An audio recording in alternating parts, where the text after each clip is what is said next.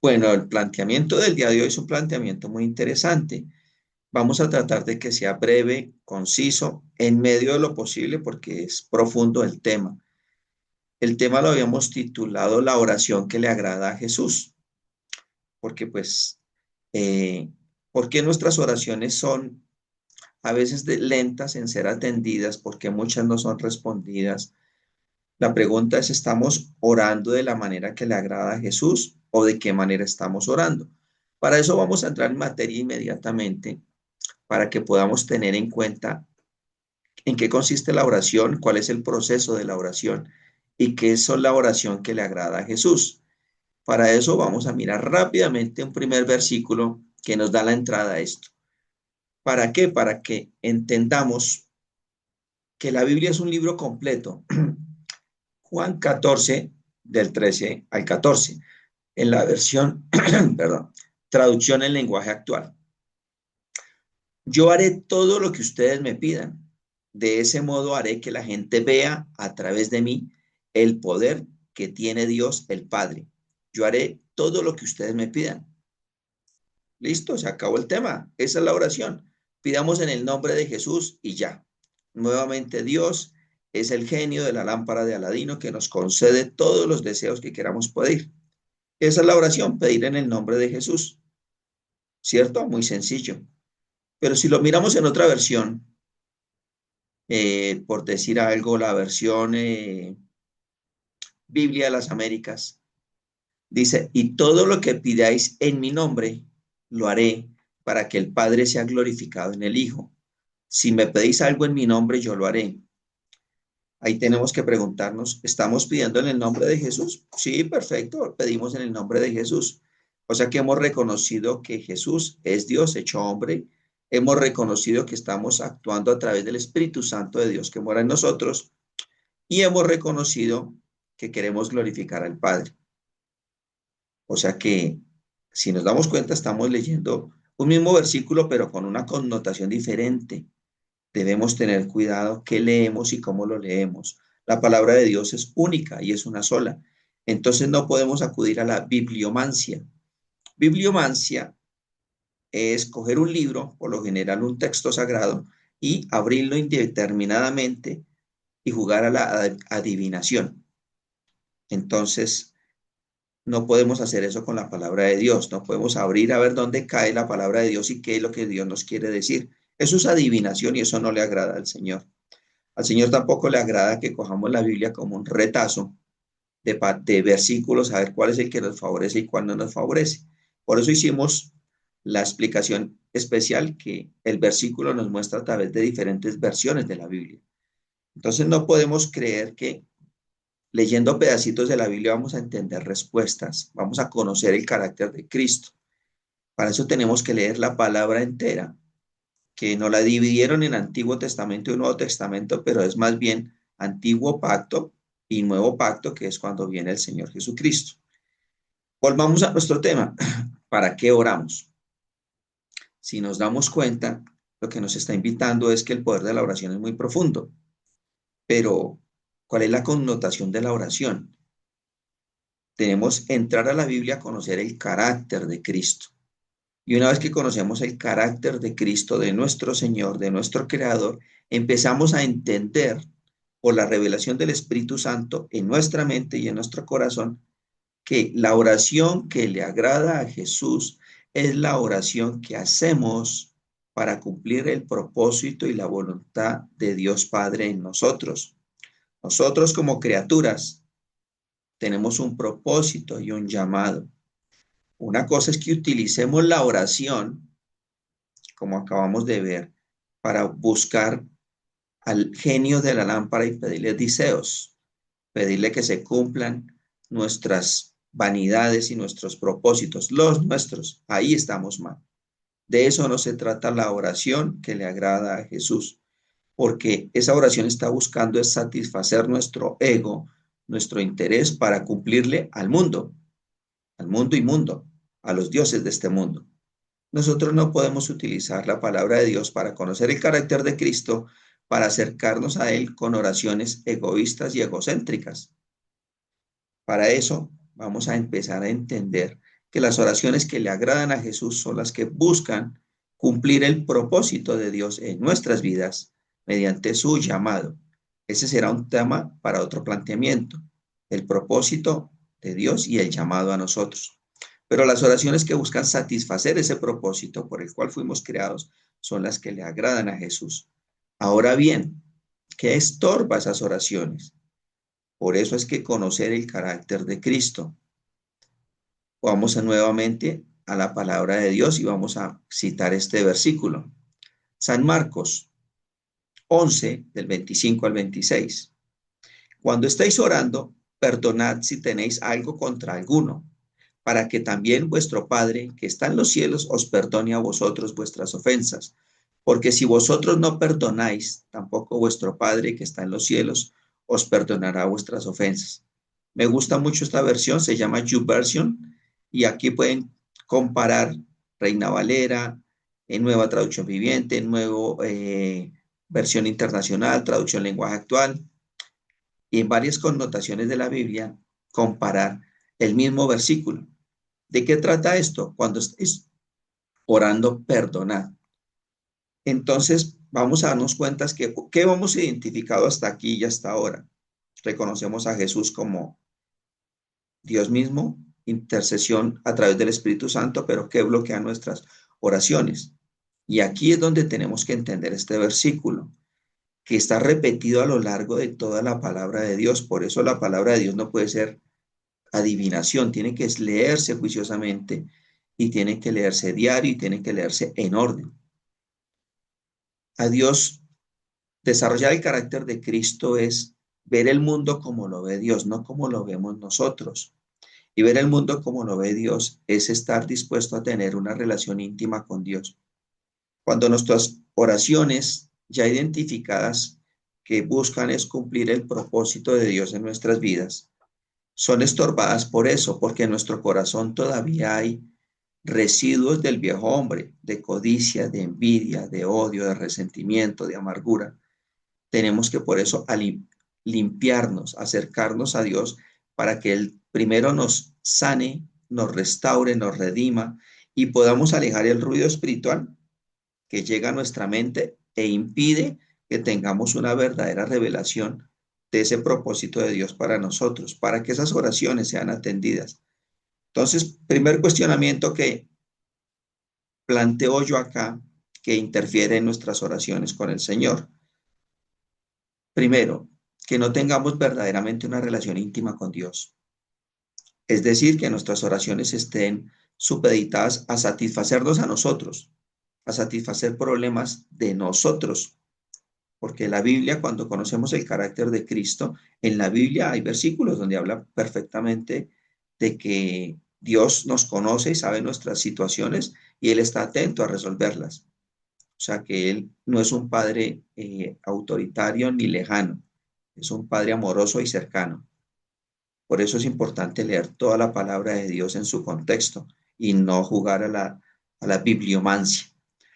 Lo segundo que puede estar impidiendo que nuestras oraciones sean atendidas es que estemos orando para que cumplamos nuestros propósitos, es decir, para hacer lo que nosotros queremos. ¿Se acuerdan cuando hemos hablado de los no negociables? Si nos acercamos a Dios con esos no negociables, donde pretendemos hacer caso parcialmente a lo que nos manda el Señor, ahí también estamos cayendo en una apostasía que nos aleja del propósito de Dios. Y lo tercero es entender el carácter de Cristo. Entender el carácter de Cristo es, si el Señor dice que hay que perdonar, hay que perdonar. No hay que llenarnos de argumentos. O sea, no hay que llenarnos de justificaciones para invalidarnos delante de Dios. Si el Señor dice perdonen y si están orando y se acuerdan que tienen algo contra alguien, vayan y perdonen. No necesariamente es algo físico, es algo espiritual donde uno se acerca al Señor y le pide que le ayude a perdonar, que ponga en el corazón de esa persona nuestro sincero arrepentimiento, porque de pronto la persona puede que ya esté fallecida, puede que esté en otro país, o puede que por circunstancias no podamos acercarnos a esa persona. Acuérdense en que esto es un mundo espiritual y en la Biblia muchas veces nos remite a eso, que las armas de nuestra milicia no son carnales, sino poderosas en Dios para la destrucción de fortalezas. Entonces, como se dan cuenta, es una invitación a leer toda la palabra de Dios, a conocerla y a desarrollar el carácter de Cristo. ¿Para qué? Para entender el propósito de las oraciones que le gustan al Señor y para que aprendamos a orar. Ese es el propósito. Para eso volvemos nuevamente a este versículo que está aquí en Jeremías. Jeremías 17, del 9 al 10. Engañoso es el corazón más que todas las cosas y perverso. ¿Quién lo conocerá? Yo, Jehová, que escudriño la mente, que pruebo el corazón, para dar a cada uno según su camino, según el fruto de sus obras. Entonces, ¿qué estamos viendo acá? Que hay que decirle al Señor que disponemos nuestro corazón para que Él lo indague, lo escrutine, lo examine y pueda descubrir todo aquello que nos está impidiendo tener una perfecta intimidad con Dios. ¿Para qué? Para que estas oraciones puedan ser debidamente respondidas. Las oraciones siempre están ahí atendidas por el Señor. Lo que impide que nosotros tengamos la revelación de las oraciones es esa basura y esa contaminación del mundo que nosotros tenemos. Por eso el Señor dice que el corazón del hombre es perfecto, es engañoso, es imperfecto, es traicionero. Por eso tenemos que disponernos para que Él lo examine, lo sane y lo redima. Todo esto con el propósito de empezar a hacer las oraciones que le agradan al Señor, para que no caigamos en las vanas oraciones. Por eso, por allá hay un versículo donde dice que pedimos y no recibimos porque pedimos mal, pedimos para satisfacernos en nuestras vanidades.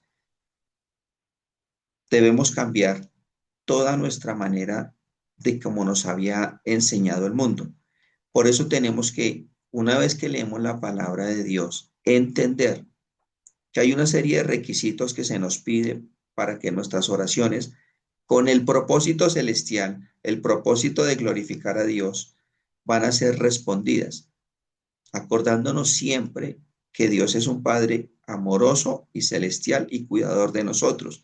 Él se va a encargar de nuestras necesidades mundanas, físicas y espirituales cuando nosotros tenemos ese carácter de Cristo en nosotros, que es atender la voluntad y el propósito por el cual Dios nos regala cada día de vida.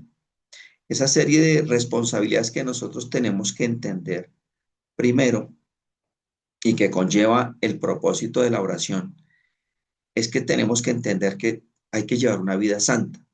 Una vida santa es separarnos del mundo. Santo no es el que no comete pecados. Santo quiere decir apartado para Dios. Porque mientras nosotros estemos en esta carne y en este mundo, siempre tendremos la tendencia a ser pecadores. Pero ya no por nosotros, sino por la maldad que está en nuestro ADN. Pero ser santos es estar separados de Dios, es estar alejados, es estar separados para Dios, perdón, corrijo, estar separados para el Señor y para sus propósitos. Eso es ser santo. Lo segundo que hay que entender es que tenemos que estar dispuestos a que se renueve nuestra manera de pensar, para que el Señor transforme esa manera de pensar y que podamos entender el siguiente paso y tercero es que nosotros ya no podemos vivir a como el mundo nos ha enseñado a vivir. No podemos vivir bajo las condiciones del mundo.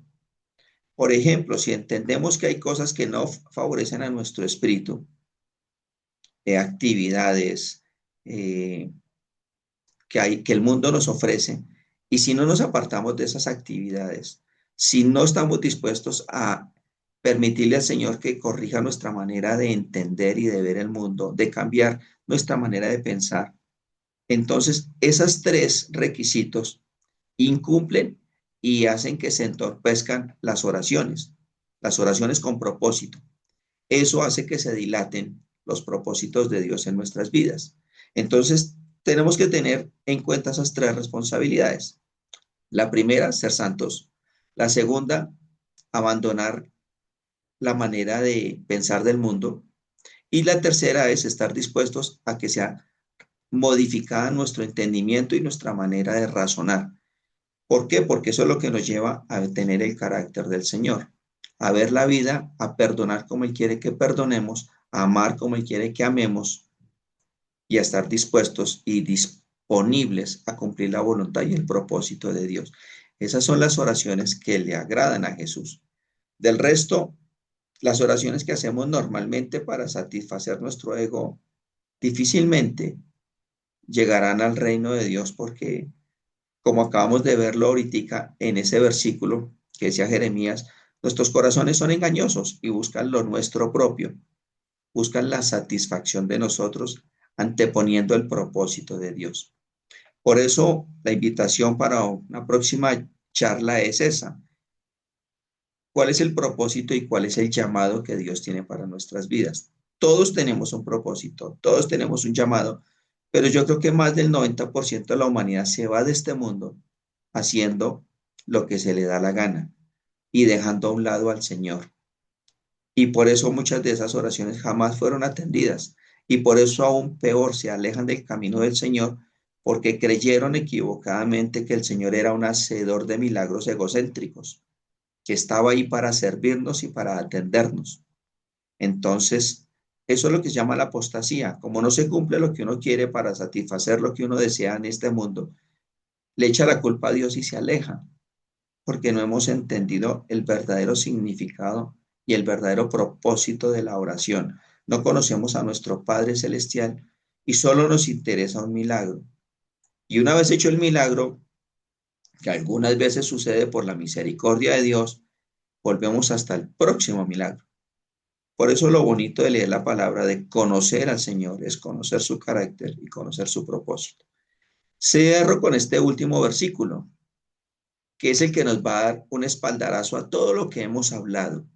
Filipenses 2:13. Pues Dios, según su bondadosa determinación, es quien hace nacer en ustedes los buenos deseos y quienes los ayuda a llevarlos a cabo. Esto es espectacular, ojalá se vuelva para nosotros un mantra. Filipenses 2:13.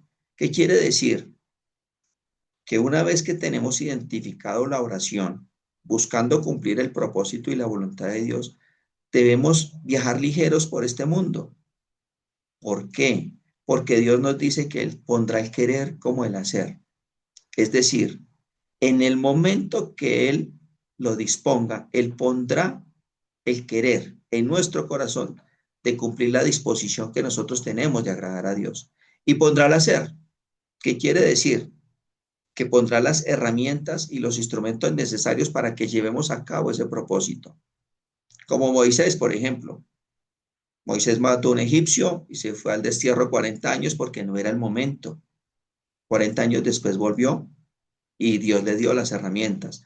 Lo mismo vemos con los profetas, lo mismo vemos con el rey David, que él fue escogido a los 17 años, pero mucho tiempo después empezó a ejecutar el propósito y Dios le dio las herramientas. Lo mismo vemos con José, con los grandes héroes de la Biblia. Eso mismo sucede en nuestras vidas, que cuando cumplimos toda esta serie de requisitos, de responsabilidades, cuando tenemos la intimidad perfecta con Dios, cuando estamos dispuestos a cambiar nuestra manera de pensar, Él nos lo garantiza en Filipenses y nos dice, yo voy a poner en ustedes el querer como el hacer. Es decir, nos va a grabar aquí en la mente y en el corazón ese propósito y nos va a poner la manera como lo vamos a llevar a cabo. Eso le va a dar a nuestras vidas propósito y sentido, gozo y deleite. Y por supuesto paz, mientras trasegamos por este mundo que cada vez es más difícil. Este es el planteamiento que les dejo para que, si a bien tienen, lo pongan en práctica, lo pongan en desarrollo en sus vidas y entiendan que la palabra de Dios no puede ser tomada como un libro de adivinación, que la palabra de Dios hay que leerla desmenuzándola concienzudamente, con rigor, con disposición de agradar al Señor. Y nos veremos en el próximo planteamiento donde discutiremos cuál es el propósito y en qué consiste el llamado del Señor a nuestras vidas. Muchas gracias por su atención.